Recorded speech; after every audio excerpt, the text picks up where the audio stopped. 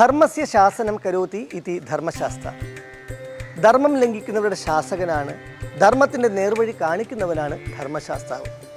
ജീവാത്മാവും പരമാത്മാവും ഒന്നു തന്നെയാണ് എന്ന് നേർവഴി കാണിച്ച് 18 പടികൾക്ക് മുകളിൽ മണിമണ്ഡപത്തിൽ ശാസ്ത്ര ചൈതന്യത്തോടെ കുടികൊള്ളുന്ന ശ്രീമണികണ്ഠൻ ശബരിമലയിലെത്തുന്നവർക്ക് അനുഗ്രഹ വർഷമേകുന്നു.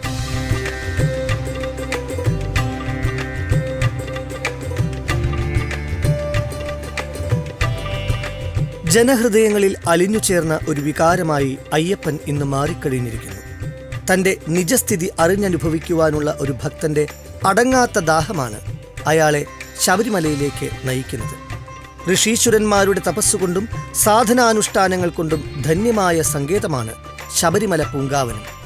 18 മലകൾ ഉൾക്കൊള്ളുന്ന അയ്യപ്പന്റെ പൊന്നു പൂങ്കാവനം പക്ഷിമൃഗാദികളും നീർച്ചോലകളും മേടുകളും വൃക്ഷലതാദികളും കൊണ്ട് സമ്പന്നവും പ്രകൃതി രമണീയവുമാണ്.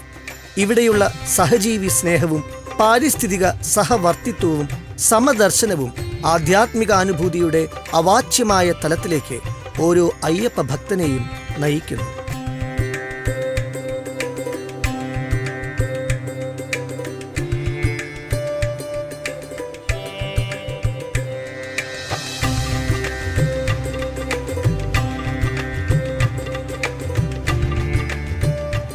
ശ്രീരാമചന്ദ്രനും ലക്ഷ്മണനും ശബരിയും ഹനുമാനും മാതംഗ മഹർഷിയും അയ്യപ്പനും മറ്റ് ഒട്ടനേകം മഹാത്മാക്കളും സഞ്ചരിച്ച് ധന്യമായ ഈ മണ്ണ് ജനകോടികളുടെ ശരണപഥമായി മാറിയിരിക്കുന്നു. തീർത്ഥസ്ഥാനങ്ങൾ മഹാത്മാക്കളുടെ ഇച്ഛയ്ക്കും ചിന്തയ്ക്കും തപസ്സിനും ഇടം നൽകിയ പുണ്യപൂരിതമായ സങ്കേതങ്ങളാകയാൽ കാലാന്തരത്തിൽ അവിടേക്ക് ജനപ്രവാഹമുണ്ടാവുക സ്വാഭാവികം മാത്രം. കാലാതിവർത്തിയായ ചിരന്തനമായ ഒരു ആശയാദർശത്തിന്റെ പ്രകാശഗോപുരമായി ശബരിമല ജ്വലിച്ചു നിൽക്കുന്നത് അത് ഒരു പുണ്യതീർത്ഥസ്ഥാനമായതുകൊണ്ട് തന്നെയാണ്. ശബരിമല തുടിക്കുന്ന മാനവധർമ്മത്തിന്റെ വറ്റാത്ത ഉറവയത്രേ. ആത്മാനുഭൂതിയുടെ അഖണ്ഡമായ ലോകത്തിലേക്ക് തുറന്നിട്ട വാതായനം.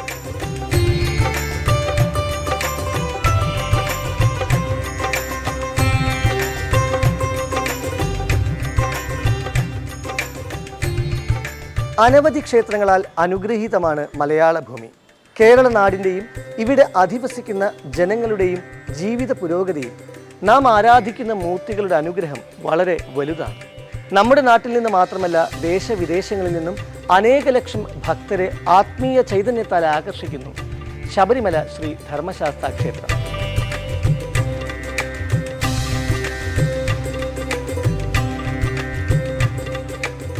പൗരാണികവും വിശ്വപ്രസിദ്ധവും സവിശേഷവുമായ ആചാരാനുഷ്ഠാനങ്ങൾ അണുവിട തെറ്റാതെ പാലിക്കുന്ന ഈശ്വര സന്നിധിയാണ് ശബരിമല ശ്രീ ധർമ്മശാസ്ത്ര ക്ഷേത്രം.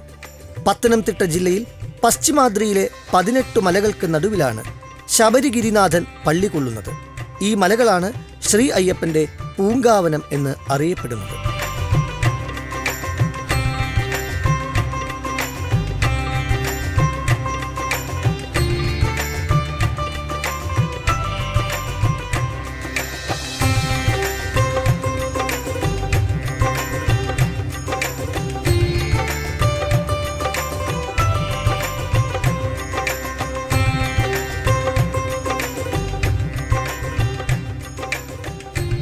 ബ്രഹ്മ വിഷ്ണു മഹേശ്വരന്മാരുടെയും സരസ്വതി ലക്ഷ്മി പാർവതി ദേവിമാരുടെയും തുടങ്ങി സകല ദേവതകളുടെയും ചൈതന്യ ശക്തി ഏകോപിച്ചുണ്ടായ താരക ബ്രഹ്മമാണ് ശ്രീ ധർമ്മശാസ്താവ്.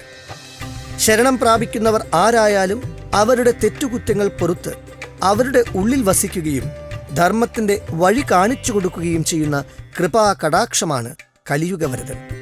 ശ്രീധർമ്മശാസ്താവിനെ അഭയം പ്രാപിക്കുകയും ആരാധിക്കുകയും ചെയ്താൽ മുജ്ജന്മ പാപങ്ങൾ പോലും നശിച്ച് മോക്ഷപ്രാപ്തിയുണ്ടാകുമെന്ന് ഭക്തർ വിശ്വസിക്കുന്നു.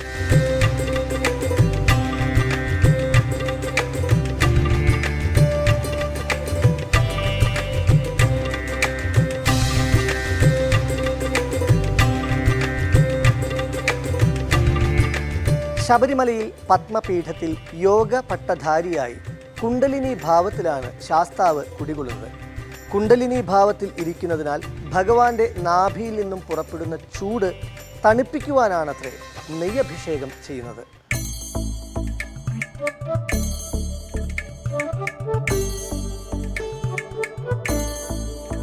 വ്യക്തിബോധത്തിൻ്റെ ഇടുങ്ങിയ ചിന്തയിൽ നിന്ന് വിശാലമായ ചിന്തയുടെ തലത്തിലേക്കുള്ള പരിവർത്തനമാണ് ശബരിമല തീർത്ഥാടനം.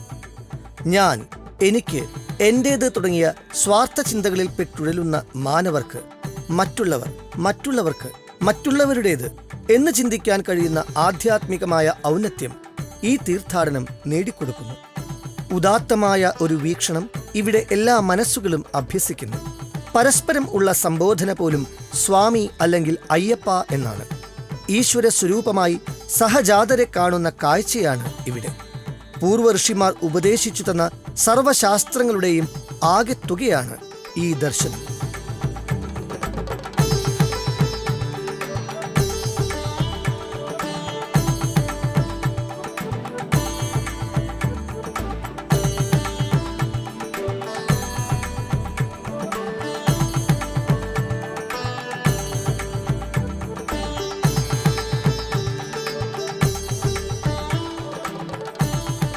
ഗഹനങ്ങളായ തത്വങ്ങൾ ഗ്രഹിക്കുവാൻ പ്രാപ്തിയില്ലാത്ത സാധാരണ മനുഷ്യർക്ക് അയത്ന ലളിതമായി വ്രതവിശുദ്ധിയിലൂടെ ഉപനിഷത്ത് തത്വങ്ങൾ ലഭ്യമാക്കുന്നുണ്ട് ശബരിമല തീർത്ഥാടനം. സർവം ഗൽവിതം ബ്രഹ്മ എന്ന ഉപനിഷത്ത് മന്ത്രത്തിൻ്റെ അർത്ഥപ്രകാശവും പ്രായോഗിക രൂപവും സർവം അയ്യപ്പമയമെന്ന അനുഭവ വിശേഷത്തിൽ അടങ്ങിയിരിക്കുന്നു. ശബരിമലയിൽ എത്തുന്ന എല്ലാവരിലും അയ്യപ്പ ഭഗവാനെ നാം ദർശിക്കുന്നു. ആ മനോഭാവത്തോടെ ഏവരെയും സേവിക്കലാണ് യഥാർത്ഥ അയ്യപ്പ പൂജ. സ്നേഹവും ത്യാഗവും ഭക്തിയുടെ നിർവൃതിയിൽ സമന്വയിക്കുന്നത് ഇവിടെ കാണാൻ കഴിയും. സേവനം സർവലൗകികം ആകണമെന്ന ഉത്തമ പൗരന്റെ ജീവിത വീക്ഷണത്തിലേക്ക് ഒരുവനെ ഉയർത്തുന്നതിന് ശബരിമല തീർത്ഥാടനം സഹായിക്കുന്നു.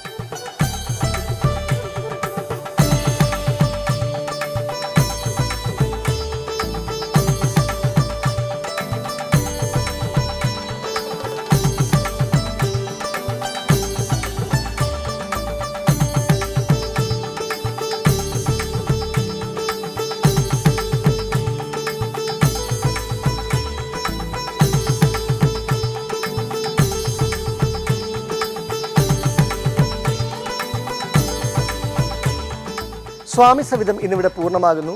അയ്യപ്പ സ്മരണകളുടെ ആനന്ദാനുഭവങ്ങളുമായി വീണ്ടും അടുത്ത അധ്യായത്തിൽ കാണാം. സ്വാമി ശരണം.